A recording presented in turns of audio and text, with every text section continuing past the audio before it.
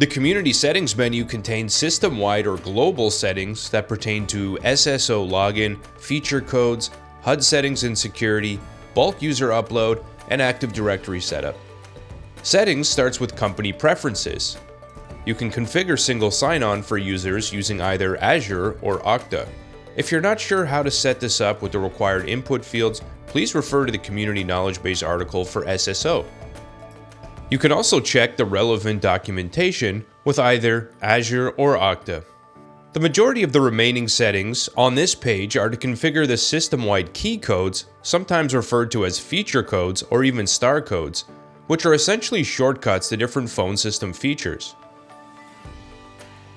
Likely, there's a shortcut button for these features within the MyHUD application, but they can be used manually by dialing them on any connected device, including desk phones, and even configured as hotkeys where available.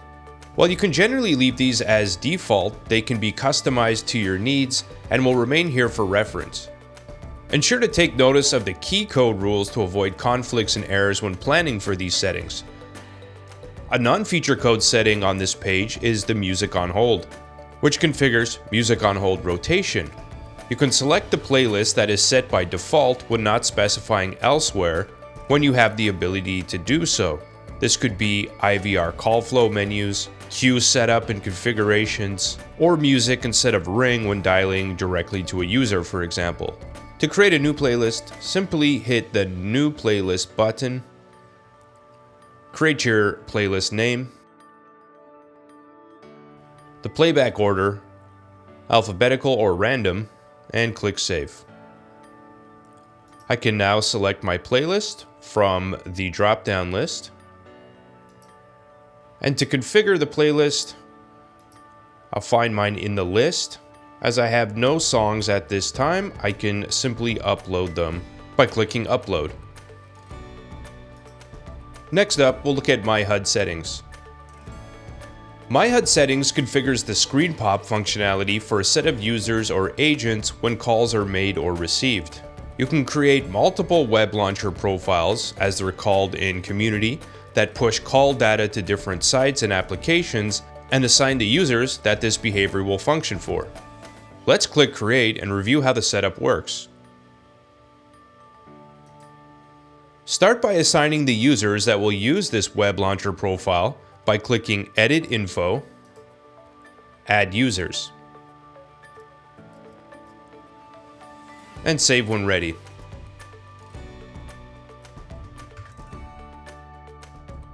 Set a reference name for the launcher and whether the web page is launched when calls are answered, or leave this off if you want to launch the web page when the phone begins to ring. The outbound and inbound sections below have the same settings, and your setup will depend on the direction of the call to indicate when the web page opens. The New Call website field fires the web page at the beginning of a new call, whereas Post Call is just the opposite, providing a post-call launch. The Auto Launch toggle automatically launches the web page when toggled on. When left off, the agent will need to click a launch button in their MyHUD application. The silent option launches the web page in the background without opening a browser tab. This would be used to post data to your application, such as an API call. Next are the URL variables, which will allow you to insert personalized call data into the web page URL that you've set to launch. All available variables are listed in the table with a detailed description. I'll show you a fully set up URL pop by clicking Edit under the HubSpot Actions example here. And here's an example of an outbound URL pop with the caller number variable using HubSpot CRM. And on inbound calls, we look up the caller's phone number. This exact URL format is specific to working with this CRM and will be unique for your own web page. Check with your specific application to format a link using the available URL variables. It should be noted that agents who are part of multiple web launch profiles can select which profile is active from their MyHUD application by clicking the Settings menu in MyHUD to see the Web Profile Launcher tab. Next, we'll look at security and compliance. Security and compliance starts with the password expiration policy, where you can enforce a password change for all users when logging into the community dashboard or the MyHUD application. Select the duration from the drop-down, or leave it disabled for no enforcement policy. Community's default password complexity requirements, as seen when setting up a new user, will still apply. The remaining security settings pertain to the MyHUD application login, where you can enable or disable a user's ability to remember their login, username, and password, and an auto logout when idle duration. Let's head over to bulk upload. The Community Bulk Upload tool enables system administrators to quickly create data within Community. At this time, you can only create new data and not modify existing data, however. The current version of this batch tool allows you to upload the following data in bulk: site locations, site DIDs, users, user roles, departments, groups, group members, queues, queue members, conference settings, and generic SIP devices. Note that in order to assign roles, they would first have to be created on the admin panel prior to your bulk upload. Each time you upload data, you will receive an email with a unique transaction ID that can be used to retrieve a specific batch status from the results section below. If there are any errors within the batch, they'll be displayed in the results table as well.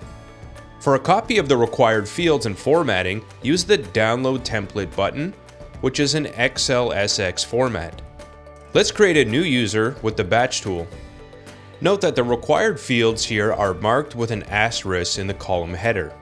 For more information on using a specific field, you can hover over the comments at the top right of each column header. We start with the user's associated site, which needs to be set up beforehand under the organization menu of the community dashboard. Next is the optional extension number. If none is specified, the next available system extension in the range will be allocated. Following that is the user's name, optional department, and email, and the password, which must conform to the minimum requirements as with setting up a new user from the admin panel. I can hover over that column header to know what the specific requirements are. If you're enabling voicemail, first select the voicemail time zone area before choosing the time zone. Note that some spreadsheet applications may not support all pre-populated drop-down fields and may require manual entry. Please refer to the help guide or the user setup of Community for exact formatting if needed. The last required field is the core license type. A user license is needed in my case. Now that my worksheet is saved, I can drag and drop it into the upload folder. After the file is processed, either the status will be successful or will display the errors that need to be corrected. In my case, the bulk upload was successful. If in doubt, I can always go to the Users section afterward and verify the new user, as well as modify any settings as needed. The next setting menu is Active Directory. When connecting Active Directory, you can manage users automatically using LDAP.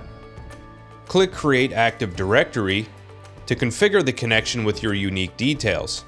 As this is an advanced feature, please check with your LDAP provider, the Sangoma knowledge base, or your network administrator for assistance here.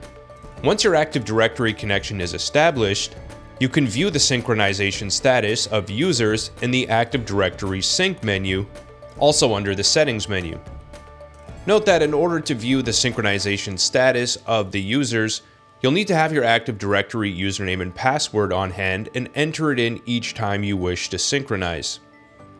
That wraps up the Settings menu configuration in the Community Admin panel. Thanks for joining me, and I hope to see you again soon.